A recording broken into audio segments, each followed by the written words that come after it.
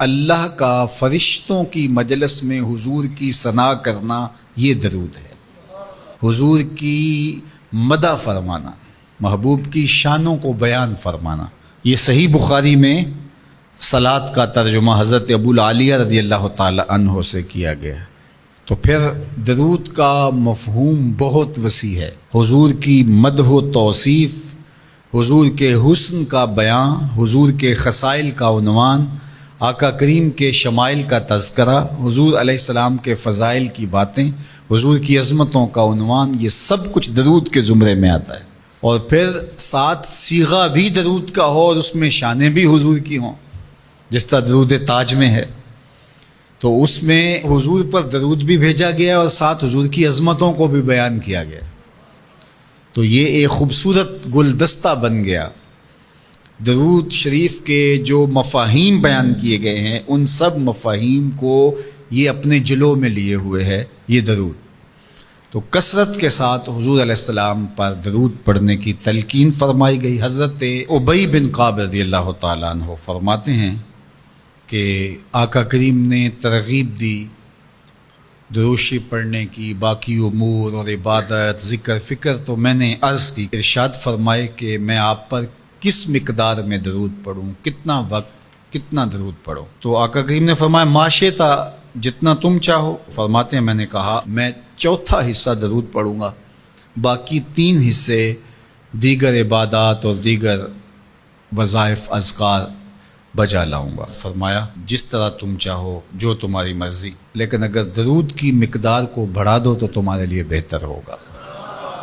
تو میں نے کہا النصف، میں آدھا وقت درود پڑھا کروں گا اور باقی چیزیں باقی آدھے وقت میں کروں گا۔ فرمایا جس طرح تم چاہو، لیکن اگر درود کی مقدار کو بڑھا دو تو تمہارے لیے بہتر ہوگا۔ میں نے کہا کہ حضور میں 2 حصے درود پڑھوں گا اور 1 حصہ باقی وظائف اوراد بجا لاؤں گا۔ فرمایا جیسے تمہارا دل چاہے، لیکن اگر تم درود کی مقدار کو بڑھا دو تو تمہارے لیے بہتر ہوگا۔ فرماتے ہیں میں نے کہا حضور میں پڑھوں گا ہی درود، سارا وقت میں آپ پہ درود ہی پڑھتا رہوں گا۔ فرمایا پھر تمہارے سارے دکھ، تکلیف، اذیتیں، پریشانیاں، اس کے لیے یہ درود کفایت کرے گا اور تمہارے گناہوں کی مغفرت فرما دی جائے گی۔ تمہاری پریشانیاں، تمہاری اذیتیں، تمہارے دکھ، دور موجود میں لفظ بولا جاتا ہے ٹینشن، تمہاری ساری ٹینشن، تمہارے سارے معاملات حیات کی بے ترتیبیاں، پریشانیاں، دکھ، اذیتیں، سب کچھ ختم ہو جائے گا۔ درود سب دردوں کا مداوع ہو جائے گا، سب دکھوں کا علاج ہو جائے گا، سب پریشانیوں کا حل ہوگا، سب مصیبتوں کا مداوع بن جائے گا، اور ساتھ ساتھ تمہارے گناہ بھی بخش دیے جائیں گے۔ تو درود جتنی کثرت کے ساتھ پڑھا جائے اللہ کی اتنی ہی رحمتیں نازل ہوتی ہیں۔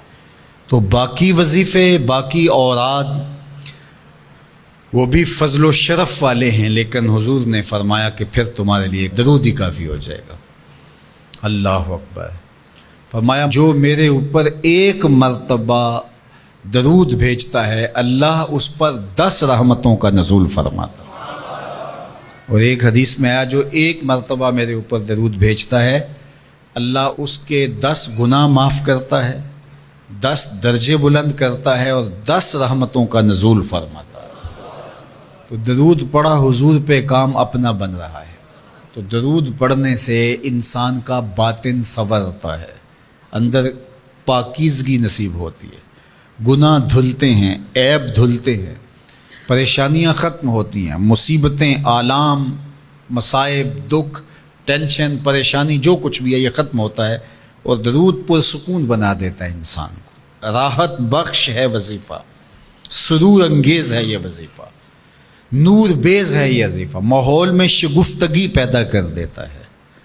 اگر درود شریف پڑھو گے تو تمہاری بہت ساری پریشانیاں ختم ہو جائیں گی، تمہارے دکھوں کا مداوع ہوگا، تم ریلیکس ہو جاؤ گے درود پڑھنے۔ یہ درود شریف کی برکات ہیں۔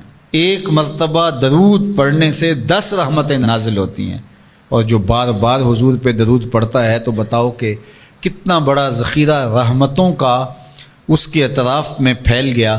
تو اس لیے کثرت کے ساتھ درود پڑھنا چاہیے۔ حضور علیہ السلام نے یہ بھی ارشاد فرمایا کہ جو میرے اوپر درود پڑھتا ہے میرے اوپر لازم ہے کہ میں اس کی شفاعت کروں گا۔ شفاعت رسول کے حصول کا ذریعہ درود بنتا ہے، چونکہ ہمارا آسرا ہی حضور کی شفاعت ہے۔